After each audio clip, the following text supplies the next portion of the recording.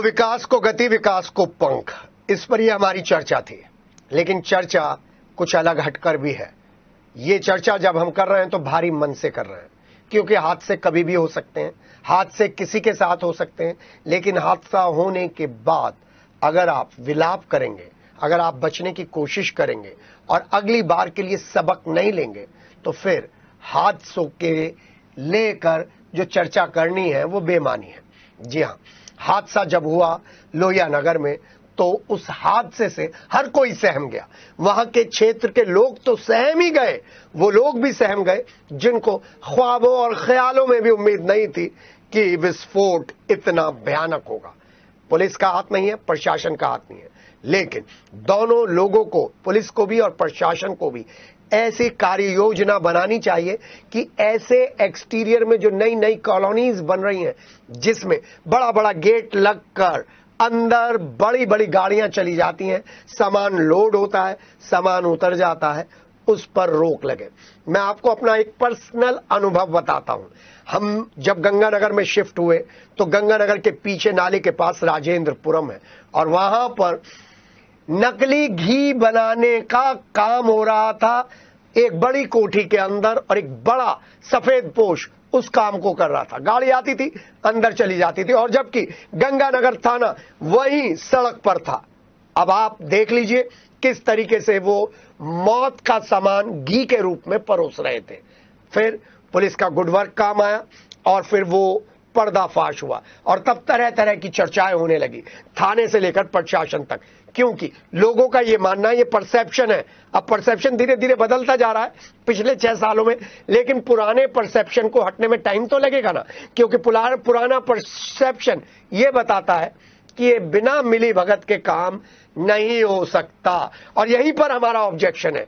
मिली भगत करने वाले कौन लोग हैं जो डीएम की ईमानदारी को, एसएसपी की ईमानदारी पर एक बड़ा प्रश्न चिन्ह लगा देते हैं। मैं खुद डीएम दीपक मीणा के काम करने के तरीके से, उनके व्यवहार से बहुत प्रेरित होता हूं, और जहां कहीं पे भी मैं वर्कशॉप लेता हूं उनका जिक्र जरूर करता हूं कि किस तरीके से वो नॉलेजेबल होने के साथ साथ, जिम्मेदारी वाली पोस्ट पर होने के साथ साथ जमीन पर जुड़कर बात करते हैं। और यहां पर जमीन पर ही काला कारनामा हो रहा था। नए इंस्पेक्टर हैं लोहिया नगर थाना क्षेत्र के, उनको इस समय मैं क्लीन चिट तो नहीं दूंगा, लेकिन उन पर ब्लेम गेम भी नहीं तोपूंगा, क्योंकि वो जिस तरीके से लोहिया नगर थाना क्षेत्र के लिए काम कर रहे हैं, और उनका कुल 1 हफ्ते का रिकॉर्ड अगर मैं देख लूं तो मैं उनके साथ खड़ा हूंगा, आप भी उनके साथ खड़े होंगे, क्योंकि जो 2-3 हत्याकांड और चोरी की घटनाएं उन्होंने सफलतापूर्वक खोली है वो काबिले तारीफ है। लोहिया नगर थाना क्षेत्र कंट्रोल करना आसान काम नहीं है, और आसान काम इसलिए भी नहीं है क्योंकि मिली जुली आबादी है, और क्योंकि वो लोग जो पुलिस की आंखों में धूल झोंकते हैं वो लोहिया नगर थाना क्षेत्र में शरण लेते हैं।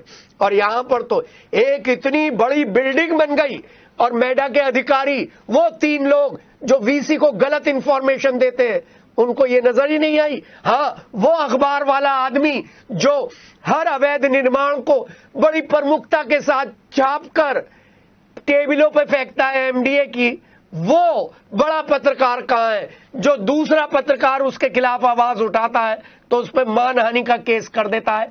वो नामी तथाकथित पत्रकार को ये इतनी बड़ी बिल्डिंग और वहां पर एनडीए के कानूनों का उल्लंघन करने वाली बिल्डिंग नजर नहीं आई। हाँ, शायद वो मैट जो इस पत्रकार के पेरोल पर है, जिसका पता लगाना है एमडीए वीसी को, वो शायद सेटिंग गेटिंग में लिप्त है। एमडीए सबसे पहला जिम्मेदार है कि किस तरीके से ये जो बिल्डिंग है, वहां मैं देख के आया हूं, उनमें ना इधर अहाता छोड़ा जा रहा है और उनमें कॉमर्शियल काम हो रहा है, इलीगल कॉमर्शियल काम हो रहा है। क्यों हो रहा है ये एमडीए को देखना है। दूसरी महत्वपूर्ण बात, यहां पर जितने भी घायलों से मैं मिला हूं वो घायल उस गरीब तबके से आ रहे हैं, बिलो पॉवर्टी लाइन से आ रहे हैं, जिनको देखकर आपकी रूह कांप उठेगी। एक दादा लेके जा रहा था अपने बेटे को, कहां पर, सामान दिलवाने के लिए, स्कूल छोड़ने के लिए, तभी धमाका होता है, साइकिल दूर जाके गिरती है, पोता इधर गिरता है, वो इधर गिरता है, सिर पे चोट, पैरों पे चोट।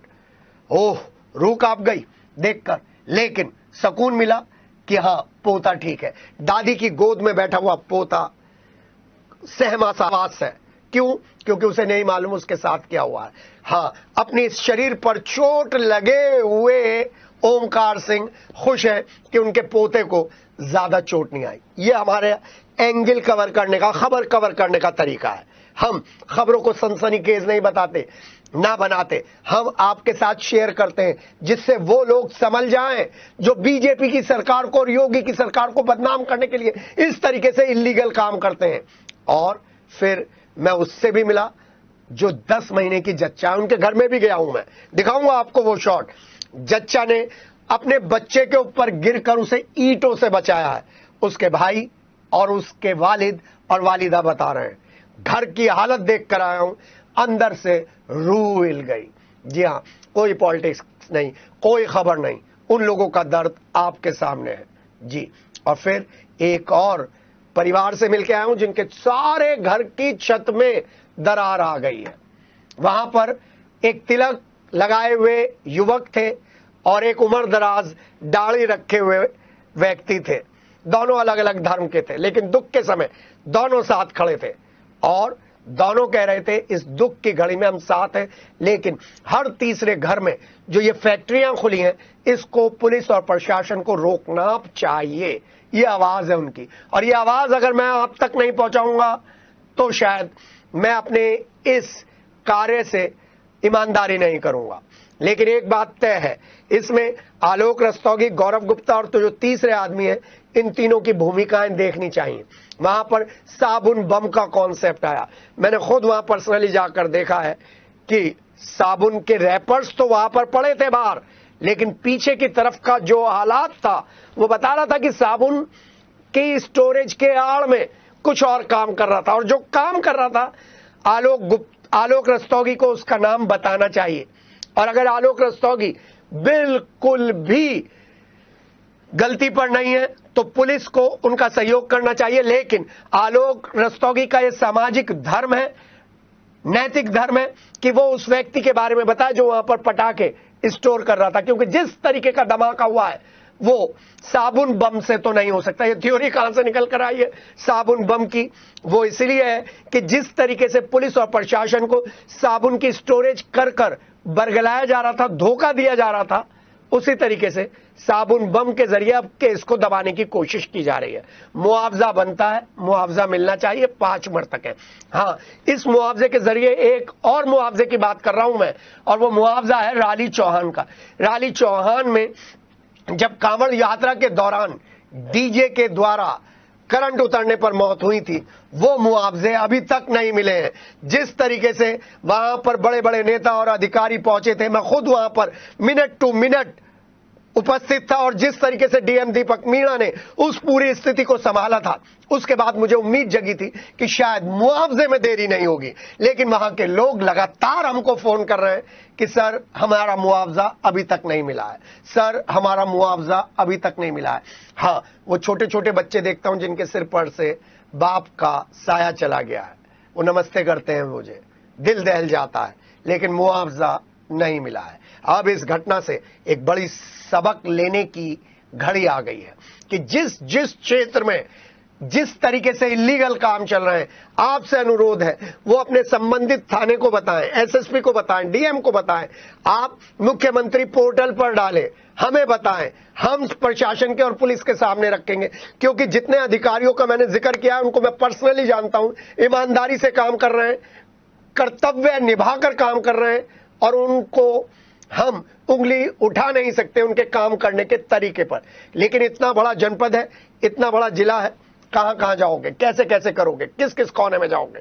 तो सहयोग तो आपका मिलना चाहिए। आप ही पुलिस की और प्रशासन की आंखें, और आप ही आंखें मूंद कर बैठ जाते हैं तो ये हाथ से हमें अंदर से हिला देते हैं। जितने भी मृतक हैं उनको सिटी हलचल की तरफ से श्रद्धांजलि, और जितने बच गए हैं उनके लिए प्रभु को धन्यवाद। जी हाँ, इन लोगों का इलाज जिस तरीके से LLRM मेडिकल कॉलेज में डॉक्टर्स की टीम कर रही थी, उनके लिए हैट्स ऑफ है, उनके लिए सलाम है, जय हिंद है, प्रणाम है। और इस तरीके की जो एक कर्तव्य की भावना मैंने LLRM मेडिकल कॉलेज में डॉक्टरों की टीम में देखी, तो एक तरफ तो दिल दुखी था, दूसरी तरफ यह भी संतोष था कि चलो हाँ, गरीबों का इलाज करवाने में ये योगी सरकार सबसे ऊपर है और किसी तरीके की इलाज में कोताही नहीं बरती जा रही थी। ये सबसे बड़ी बात है।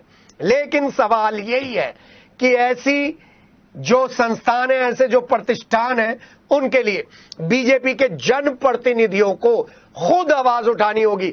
अगर ये सब लोग सत्तारूढ़ पार्टी से और विपक्षी पार्टी से जुड़े हुए हैं तो अपनी अपनी पार्टी से निकालिए इन्हें बाहर। जरूरत नहीं है ऐसे लोगों की जो योगी शासन में पुलिस और प्रशासन को बदनाम करते हैं। हम इस खबर पर नजर बनाए रखेंगे और बताते रहेंगे और अपील भी करते रहेंगे, रिक्वेस्ट भी करते रहेंगे एसपी सिटी पीयूष सिंह साहब से कि वो जरा बोलना शुरू कर दें, क्योंकि अगर आप बोलेंगे तो अफवाहें नहीं होंगी। हाँ, आप बोलिए ना बोलिए, हम पे कोई फर्क नहीं पड़ता, क्योंकि हम उन पत्रकारों की जमात में शामिल नहीं है जो आपके पास बैठकर केसेस लेकर आते हैं। आप केसेस सॉल्व करें ना करें, यह आपका अपना पर्सनल इंटरेस्ट है, लेकिन हम आपके साथ खड़े हैं। आपकी आवाज जनता तक पहुंचाना हमारा धर्म है। और हाँ, उस आवाज में हम कोई मिलावट नहीं करेंगे, लाग लपेट नहीं करेंगे, आपकी चापलूसी भी नहीं करेंगे, लेकिन आपके साथ खड़े होकर जनता और पुलिस के बीच का जो विश्वास है उसको मजबूत करने की कोशिश करेंगे। प्रणाम है एसपी सिटी साहब, आप जिस तरीके से आज वहां पर खड़े होकर एक एक छोटी छोटी चीज देख रहे थे, वो बताता है कि पुलिस की ट्रेनिंग आपने बहुत अच्छी तरीके से ली है। आगे भी आप ऐसे काम करेंगे और इन अपराधियों के खिलाफ चार्जशीट तैयार करने में आप पूरी निष्ठा के साथ काम करेंगे। हमारी शुभकामनाएं। नमस्कार।